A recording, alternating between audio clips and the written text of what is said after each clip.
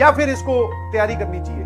तो उसकी 2 साल की परफॉर्मेंस देखकर मेरे दिमाग से या मुंह से जो पहला शब्द निकला, मैंने कहा इसको प्राइवेट कॉलेज में आप एडमिशन दिलवा दो, कोई इशू नहीं, बिकॉज जो रिक्वायर्ड है वो मेहनत ये नहीं कर पाई। बताने जा रहा हूं, that is the story of a real student. एक बच्ची थी नंदिनी करके, जब मैं ऑफलाइन में पढ़ाता था तब वहां पर एक बच्ची थी नंदिनी करके, ठीक है। उसने 11th-12th में कोचिंग ली, ध्यान सुनिएगा प्लीज, क्योंकि अगर वो कर सकती है, मैं कर सकता हूं, तो तुम में से कोई सा भी कर सकता है। क्योंकि उस बच्ची को मैंने 2 साल तक देखा। मेरी बात ध्यान सुनना, 11th और 12th में वो दोनों साल पूरे साल ऑफलाइन में आई, और जिसको बोलते हैं ना हार्ड वर्किंग, हाँ रेगुलर स्टूडेंट थी हमेशा। कभी मैंने ऐसा नहीं सुना कि वो एब्सेंट है, कभी ऐसा नहीं देखा कि वो डाउट रूम में डाउट पूछने नहीं आई, आती रही। बट दिक्कत क्या हो रही थी, वो चीजों को रटने की कोशिश कर रही थी 11th और 12th में। अच्छा ऐसा एक सवाल करवा दिया, अच्छा ऐसा मैं कर सकती हूं। उसके अलावा जैसे ही सर आपने वैल्यू n की 5 की जगह 6 की, अब मैं फंस गई।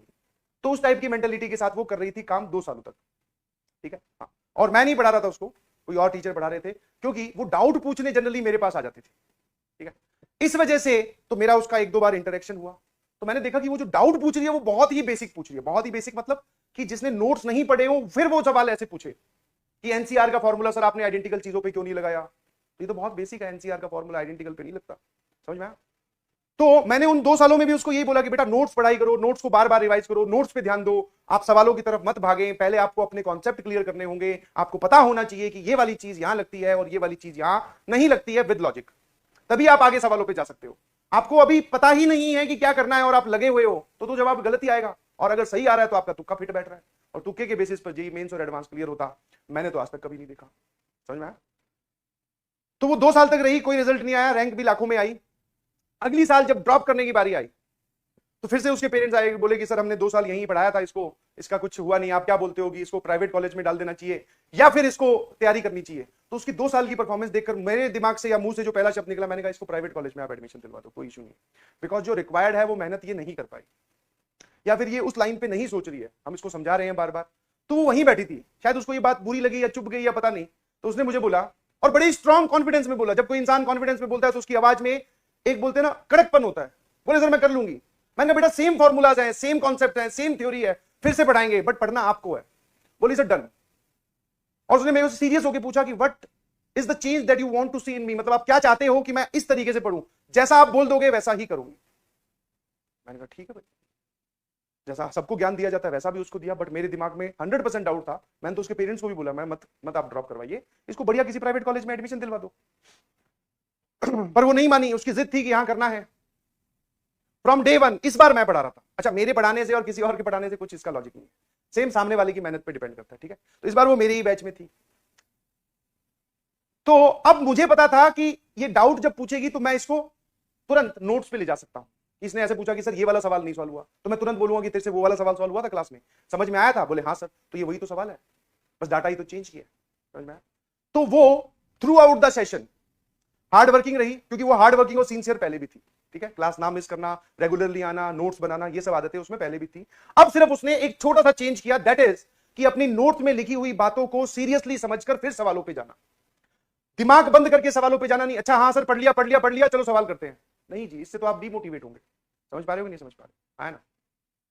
और जब मैंने बोला कि बेटा अब आप ध्यान रखना, पूरे साल में आपको सिर्फ एक ही चीज करनी है कि नोट्स का जो भी मैं बात पूछूं, हटाओ सवालों को, बोर्ड्स मतलब ये मॉड्यूल के सवाल बाद में पूछूंगा, मैं जब ये पूछ लूं कि बेटा वहां पर वो सवाल करवाया था उसका लॉजिक क्या है वो क्लियर होना चाहिए। बोले सर डन, आप पूछ लीजिएगा। और शुरू के 10-15 दिन में उसकी 2-3 बार मुझसे मुलाकात हुई इसी सेशन को लेकर, और उसे 2-3 बार पूछा मैंने, 1-2 बार अटकी भी, और उसको समझ में आ गया कि ये मास्टर तब तक नहीं छोड़ेगा जब तक मैं नोट्स ढंग से ना पढ़ूं। समझ में आया कि नहीं समझ। और फिर उसको ये बात खुद अपने आप समझ में आ गई कि अगर हमारे पास हमारे नोट्स में लिखी हुई एक एक बात हमें क्लियर हो और हमारे नोट्स सटीक तरीके से बने हुए हो, तो अगर कहीं से रैंक आ सकती है, कहीं से भगवान के दर्शन हो सकते हैं, कहीं से आईआईटी जेईई में जाने का रास्ता खुलता है, तो वो नोट्स ही है। समझ में आया? खूब मेहनत की, खूब पढ़ाई की, लॉजिकली जब आपको एक बार लगने लगता है, आप एक बार वो चीज पकड़ लेते हो कि अच्छा इस पे ये नहीं करना था, ये करना था, इसका कारण ये है, तो आपको मजा आने लगता है। समझ में आया? आपको फिर मजा आने लगता है, हाँ यार इस बार मैंने सोच लिया, अगली बार और सोच लूंगा। एक सवाल में, फिर 2 सवाल में, फिर 10 सवाल में, फिर हर एक सवाल में आप ऐसा ही करते हैं। और जब आप ऐसा करते हैं तो आप कॉन्सेप्चुअली स्ट्रांग होते हैं, और कॉन्सेप्चुअली जब कोई इंसान स्ट्रांग होता है तो फिर फर्क नहीं पड़ता कि आपके सामने मेंस का सवाल है कि एडवांस का सवाल है। समझ में आया? और फाइनली जब जेईई की रैंक आई तो जेईई में थोड़ी सी पीछे रैंक आई, 17-18 हजार के करीब, बट मेंस में बहुत तगड़ा फोड़ा। और आई वाज एक्सपेक्ट, मतलब क्या बोलते हैं उसको, सरप्राइज्ड। मैं कह रहे यार गजब, पर थ्रू आउट द सेशन मैंने देखी थी, I was very much confident भी था कि इस बार ये फोड़ देगी, और जबरदस्त फोड़ा। करीबन करीबन शायद 3000 के अंदर रैंक आई थी जेई मेंस में। अभी एमएनआईटी में पढ़ रही है इलेक्ट्रॉनिक्स ब्रांच के साथ, Malviya Nagar national institute of technology Jaipur. ठीक है, तो मैं ये नहीं बोल रहा हूं कि भैया ये एक जस्ट एक एग्जांपल है टू बूस्ट योर सेल्फ, अपने आप को मोटिवेट करें। और दूसरा सबसे इंपॉर्टेंट बात है बेटा, नोट्स में जो जो बात लिखवाई जाए सबसे पहले वो क्लियर होनी चाहिए। डीपीपी, मॉड्यूल, एनसीईआरटी वो सब लाइन में बाद में आते हैं, और आप इसकी कीमत पता नहीं जानते हैं कि नहीं जानते हैं। इनफैक्ट बहुत सारे लोग तो बना भी नहीं रहे हैं notes, I know very well. In fact यहां पर क्या, जब 30 बच्चों की क्लास होती थी सामने, उन 30 में से सिर्फ 20 बना रहे होते, 10 तो वहां भी बोलते ना गड़बड़ कर जाते थे। सर लिख तो लेंगे, ड्रॉपर होते हैं उनके तो अलग ही चौंचले होते हैं, जिसको आप बोलते हो सर लिखा तो हुआ है। अबे अगर वो इसी लिखे हुए से तेरा भला होता तो अब तक हो जाना चाहिए था। तो please be consistent in class. Class में बोली हुई हर एक छोटी से छोटी बात, कोई भी आपको अगर कोई नई चीज समझ में आए तो ऐसे नहीं बोला जा रहा है कि ऐसे बनाकर इसके अंदर लिखो, क्योंकि यही चीज है जो आपको बार बार कॉन्सेप्चुअली स्ट्रांग बनाएगी। Do you got this? समझ में आया? और आपके नोट्स अगर वैसे ही हैं जैसे मैंने यहां छपवा रखे हैं तो उससे भी कोई फायदा नहीं है, क्योंकि जितने ज्यादा इस टाइप के बादल आपकी कॉपी में बने हुए होंगे उतनी चीजें आपने खुद सीखी क्लास में पढ़कर, और वो आपने वहां लिख दी ताकि हमें याद रहे एंड तक। समझ में आया?